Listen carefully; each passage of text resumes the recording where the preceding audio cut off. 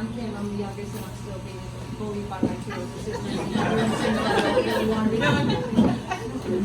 So on behalf of my mother, my sisters, and our family, I would like to thank everyone for taking the time to join us today to honor the life of our dad. Your presence means so much to us. He may have been born John Joseph Little, but the only people who ever called him John were the sisters at St. Dennis School in Yonkers, or the priests and brothers at Cardinal Hayes High School in the Bronx. In other words, whenever he was called John, he was probably in trouble. Everyone else who knew him calls him Jack, Jackie, Jake, Jakey, Dad, but the name he loved most was being called Grandpa. Dad graduated from Cardinal Hayes High School on a Sunday in June of 1957 and started working at Con Edison the very next day, where he would work for the next 42 years. It's safe to say that he didn't love his job, but he never complained about getting up and going every day. And in his 42 years, he never ever took a day off, unless it was an extreme emergency. As kids, we watched him get up and go to work no matter what the circumstances. Dad was a dedicated employee with an incredible work ethic, which he passed on to his daughters and then to his grandchildren. Our summer beach vacations were so important to us because that meant that we got to spend an unlimited amount of time with Dad and that we had his undivided attention. We have so many treasured memories of our family vacations together that we would never be able to name them, but we hold them close to our hearts. Those who didn't know our dad well may have thought he was a quiet presence in the room, but those that knew him well know that he had a fantastic sense of humor. He was always willing to take part in our shenanigans, whether it be a flash mob on the beach or a TikTok video 2 weeks before the day he died.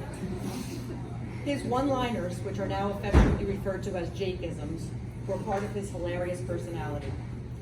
If we asked him to do something he didn't want to do, such as go to the city to see a play, watch The Wizard of Oz, or go to a Yankee game, his reply was always, "I wouldn't go from here to Dallas." And if he didn't like the way something was being done, he would just shake his head and say, "Brutal." Little did Dad know that when he retired, he would immediately step into the role of babysitter, dog walker, chauffeur, short order cook, or any other role that was needed. The grandkids have always said that Grandpa made the best mac and cheese, French toast, grilled cheese, and brownies. He stepped up to the plate every time and never once complained about any of these jobs. In fact, he loved every minute of it. Dad had a special bond with his grandchildren, and he had pet names for them. The two oldest boys, Zach and Robbie, were always greeted with, "What's up, bub?" The girls, Haley and Tori, were welcomed with, "Hello, sweetie pie." And the youngest of the grandchildren, Ethan John, Dad's namesake, would always receive an enthusiastic "Ethan John" whenever Ethan walked into the room.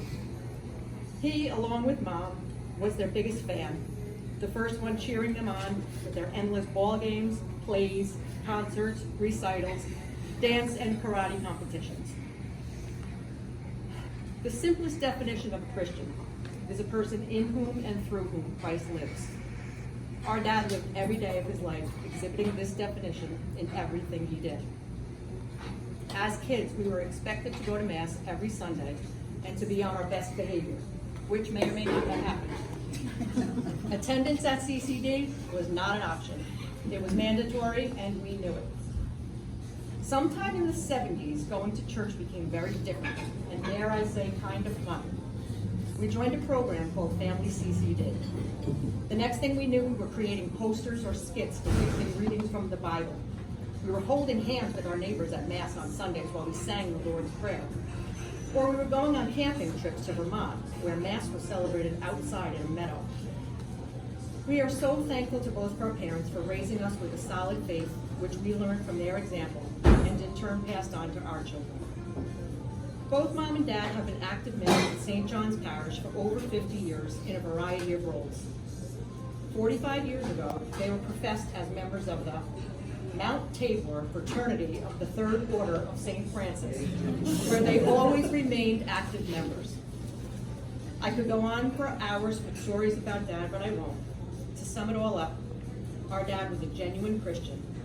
In our eyes, a perfect husband and the best father and grandfather any of us could have ever asked for. We are blessed to have had the privilege of being his daughters.